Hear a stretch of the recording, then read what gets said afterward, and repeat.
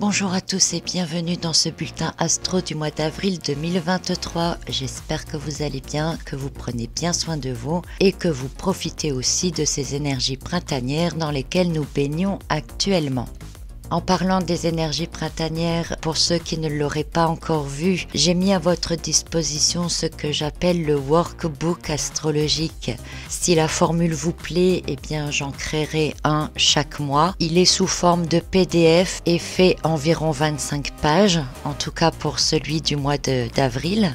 Il peut être utilisé seul ou en complément des carnets de route pour vous aider à bien comprendre les énergies astrologiques sur vous-même et surtout pour vous permettre, en lien avec les configurations astrologiques, de réaliser un travail personnel sur la conscience de vous-même notamment, mais aussi sur ce que vous pourriez faire pour changer certaines choses, pourquoi pas.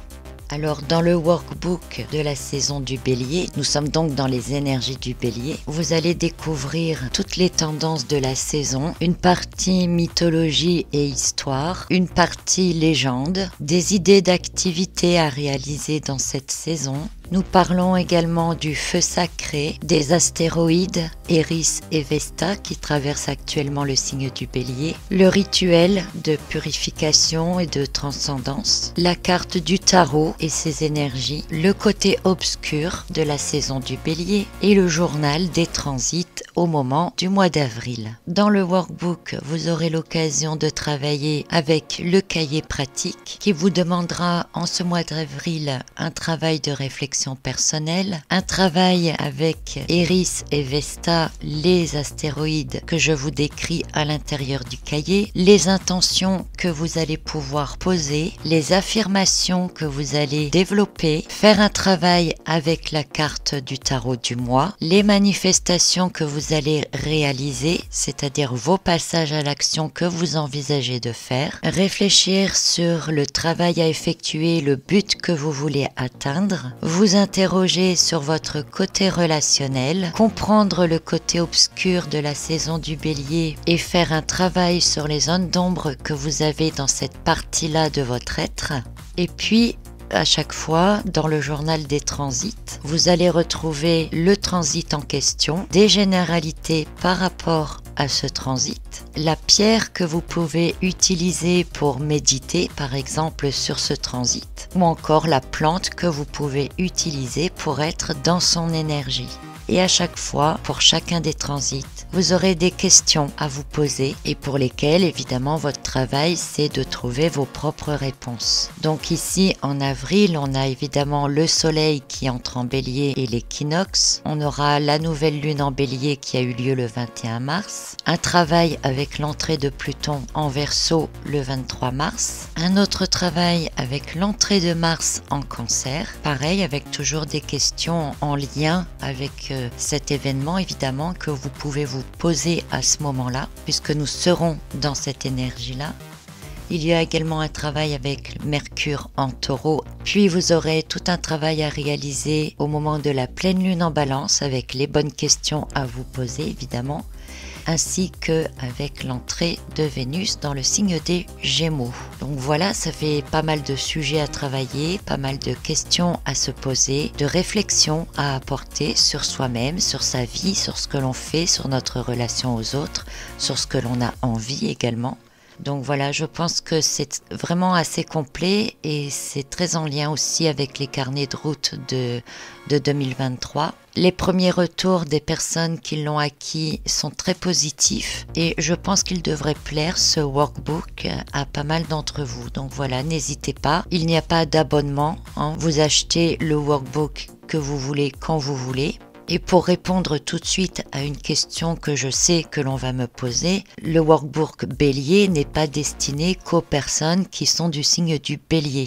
Il est destiné à tout le monde puisqu'il est en lien avec les énergies globales et générales. Donc que vous soyez Scorpion, Sagittaire, Capricorne, Cancer, peu importe, tout le monde peut travailler avec le workbook de la saison du Bélier, comme tout le monde pourra travailler avec le workbook de la saison du Taureau qui viendra ensuite.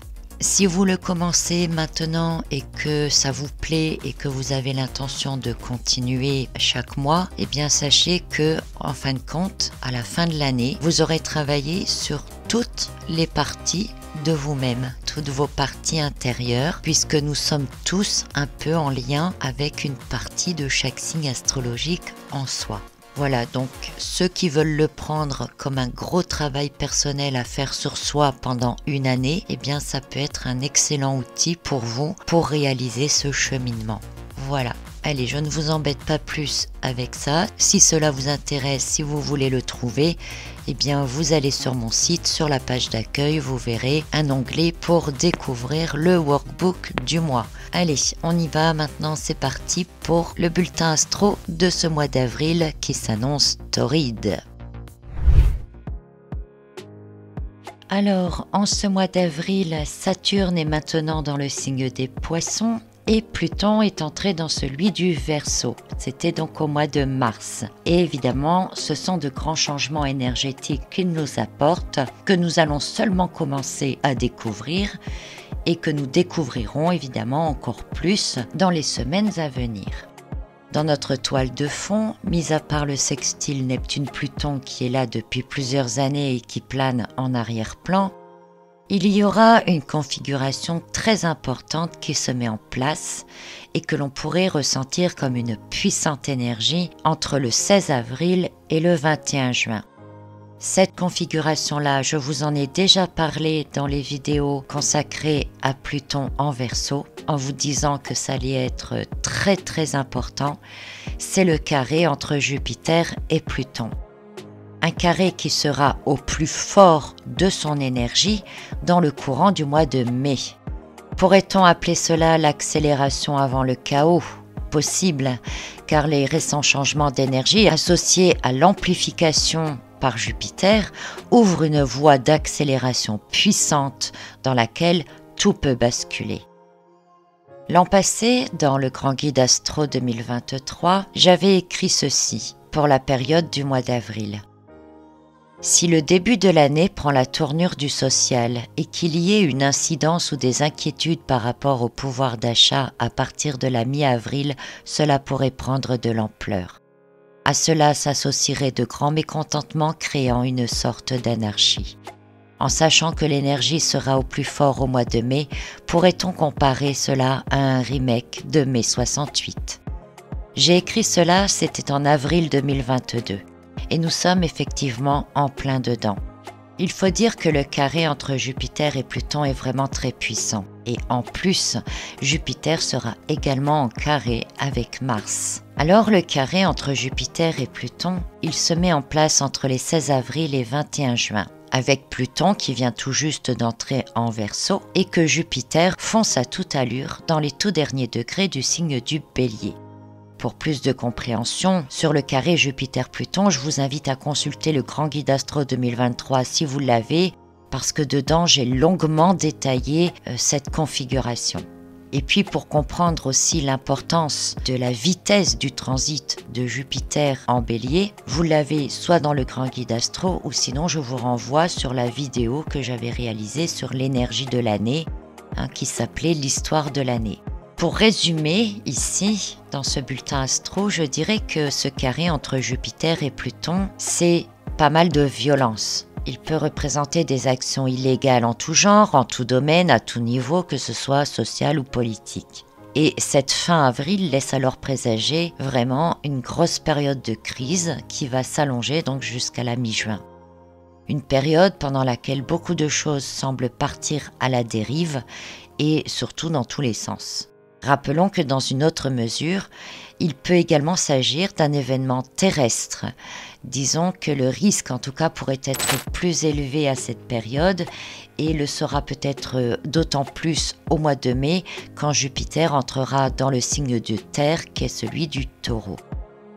Donc on a un carré Jupiter-Pluton qui n'exclut pas la violence et qui permet des actions illégales en tout genre, que ce soit au niveau social ou politique. Mais Jupiter est aussi en carré avec Mars, un carré qui se produira du 18 avril au 12 juin, donc pratiquement pendant toute la même durée que le carré avec Pluton. Mars, planète de feu, maître du Bélier dans lequel se trouve Jupiter, est maintenant entré dans le signe du Cancer. Et dans ce signe-là, il peut se révéler très combatif. Entraîné par les émotions, il est capable de se transformer, je dirais, en véritable militaire, combattant pour ses droits et défendant les libertés. Il a à cœur de défendre les plus faibles et il est également à l'affût de combattre tout ce qui peut toucher à ses biens matériels, ses traditions, ses acquis ou l'injustice. Donc c'est un défenseur hors pair, mais il sait aussi être attaquant s'il le faut. Dans ce carré qui confronte les énergies de Mars et de Jupiter, nous sommes en face d'un Mars sur la défensive, en conflit avec un Jupiter ambitieux, sans limite, disposant de grands moyens pour imposer ses idéologies et tentant de transformer ou réformer les règles de base. Ce qui est en lien, évidemment, avec la signification de Pluton en Verseau, qui, pendant les années à venir, va réformer, transformer toutes les règles sociales. Donc ici, durant presque 2 mois, les tensions créées par le carré Jupiter-Mars et Jupiter-Pluton ne vont faire qu'attiser toutes les tensions, et il faut en être bien conscient. C'est une escalade, une montée en puissance. De plus, nous le verrons le mois prochain, mais au mois de mai, Mars sera également en opposition avec Pluton. C'est donc une affaire à suivre et nous en reparlerons. Dans la toile de fond de ce mois d'avril, il y a également un sextile entre Mars et Mercure, du 3 au 30 avril, donc disons tout le mois d'avril. Mars bénéficie de ce sextile avec Mercure qui sera dans le signe du Taureau. C'est donc l'appui d'un mental réaliste qui se rend bien compte de certaines choses. Et c'est aussi un mental têtu qui ne lâche rien. Et cela peut renforcer les convictions de Mars de toutes les actions qu'il réalise. Et Mercure, dans le signe du Taureau, va se trouver dans quelques jours en conjonction avec Uranus. Ainsi, en plus d'être réaliste, le mental est visionnaire. Alors peut-être que certains comprendront de manière plus concrète ce que l'on tente de nous imposer ou ce qui est en train de se mettre en place, mais aussi de ce qu'on est possiblement en train de perdre. Et cela est très important parce que c'est un esprit attisé, aiguisé, échauffé avec Uranus et Mars qui va entrer dans l'escalade également des carrés entre Jupiter, Mars et Pluton. Mais Mars, en ce début du mois d'avril, ne sera pas qu'en sextile avec Mercure, il sera également en trigone avec Saturne, jusqu'au 19 avril, donc juste avant la mise en place du carré entre Mars et Jupiter. Saturne, fraîchement entré en Poisson, qui commence à réaliser l'ampleur des dérives, tout ce qui aura besoin d'être maîtrisé, structuré, recadré. Les prises de conscience ou les révélations de cette période peuvent en effet déclencher l'esprit et l'attitude combative de Mars en Cancer. Et puis Mercure, qui vient d'entrer dans le signe du Taureau, va commencer sa rétrogradation. D'ailleurs, Mercure restera longtemps en Taureau, puisqu'il fait sa rétrogradation complète dans ce signe avant de repartir en marche directe. Et je vous ferai un épisode de podcast spécial là-dessus. Donc, dans ce signe de terre très pratique et calculateur qu'est le Taureau, l'esprit mercurien est responsable. Il sait optimiser son temps, il sait s'organiser, il a l'esprit concret, dans la praticité, il est aussi plus têtu et obstiné. Et en rétrogradation, dans ce signe-là, c'est un mental qui devient plus capricieux, moins sûr de lui. Ça peut annoncer des retards importants, des imprévus qui viennent barrer la route, changer les plans de départ. Bref, tout ce que le Taureau n'aime pas, qu'on change les habitudes ou ce qui est prévu. Et puis Mercure qui rétrograde en Taureau va nous parler aussi de pertes financières qui sont dans l'air du temps. Donc tout ça, ça va venir encore attiser tout ce qui est déjà actuellement. À un niveau global, on peut se sentir coincé, se trouver devant une montagne insurmontable, avoir la sensation qu'on n'a pas les possibilités d'agir, etc. Et tout ça, ça peut être encore plus agaçant pour Mars qui est déjà bien énervé dans le signe du Cancer et en carré à Jupiter à ce moment-là. Alors au cours de ce mois d'avril, nous aurons en début de mois, le 6 avril, la pleine lune en Balance. La pleine lune, c'est le sommet du cycle lunaire en Bélier. Et elle sera un moment important dans le mois d'avril, surtout dans le contexte actuel. La pleine lune en Balance se produit alors que Mercure vient d'entrer en Taureau. Sous une pleine lune en Balance, on peut reconnaître ce que l'injustice nous a coûté, que ce soit collectivement ou individuellement. On est aussi beaucoup plus sensible aux opinions, aux avis, aux discours, ne sachant parfois plus sur quel pied danser. Le signe de la Balance, ça représente la polarisation, le blanc et le noir, le froid et le chaud, le bien et le mal, et variant de l'un à l'autre avec une rapidité parfois déconcertante. En même temps, la Balance, c'est chercher une sorte d'équilibre dans le paradoxe, comme pour arriver à un compromis. Alors la Balance représente à la fois l'union et la séparation ou la division, puisque l'un finalement n'ira jamais sans l'autre. La Balance, ça représente aussi la prise de conscience de l'autre ou du collectif. Et la lune, puisque l'on parle ici de pleine lune, c'est aussi l'astre du peuple, donc le signe de l'harmonie. La Balance peut chercher au moment de la pleine lune à réunir le peuple ou à le diviser. On peut alors penser à des compromis qui seraient trouvés, à des propositions qui seraient faites dans le but de cadrer certaines dérives ou de contenir des contestations. Car il est vrai qu'avec la Balance, aucun débordement n'est toléré. C'est l'archétype du socialement correct qui passe au crible, juge et punit tout comportement. Donc d'un côté, il y a des extrêmes et en même temps, on cherche des compromis. Et on pourrait dire qu'à partir de cette pleine lune, tout peut prendre un sens ou l'autre. C'est comme un marqueur temporel, un point de bascule qui n'aura pas de retour véritable. Et c'est important à comprendre et vous verrez, vous comprendrez peut-être mieux dans la conclusion. Un autre événement de ce mois d'avril 2023, ce sera l'entrée de Vénus en Gémeaux. Idem, je vous ferai un épisode de podcast sur cette entrée de Vénus en Gémeaux, mais on verra cela à ce moment-là. Alors, Vénus est la planète de l'amour, de la beauté, de l'harmonie et elle entre dans le signe des Gémeaux donc le 12 avril. C'est une planète de l'élément air qui entre dans un signe d'air et donc elle est plutôt à l'aise dans ce signe. Vénus en Gémeaux représente l'ouverture des relations et des communications avec une très grande curiosité. C'est un comportement spontané, curieux. Les sens sont éveillés. Et le sens de la communication est enjoué et développé. Vénus nous place dans des énergies dans lesquelles la routine n'a pas sa place. Il y a un besoin de liberté qui pousse à ne pas accepter les limites, les contraintes ou tout ce qui se répète inlassablement ou qui nous écrase. Pendant quelques semaines, les médias et les échanges sociaux sur les réseaux prendront de l'ampleur. Alors il y a deux choses à retenir principalement pour cela. D'abord, Vénus en Gémeaux possède un charisme déconcertant, avec la capacité à enjoliver les choses ou de les tourner de manière différente, peut-être plus acceptable. Et puis, la surconsommation d'informations de Vénus en Gémeaux, éveillant nos sens, notre curiosité, le besoin d'en savoir plus, de comprendre autrement, mais qui éveille aussi notre jugement, peut nous conduire dans une sorte d'effervescence médiatique et collective. Ainsi, Vénus en Gémeaux, elle pourrait participer à développer l'envie d'agir en masse en imprégnant tout le monde dans ces énergies parfois déroutantes. Et enfin, il y aura la deuxième nouvelle lune en Bélier qui se produira le 20 avril.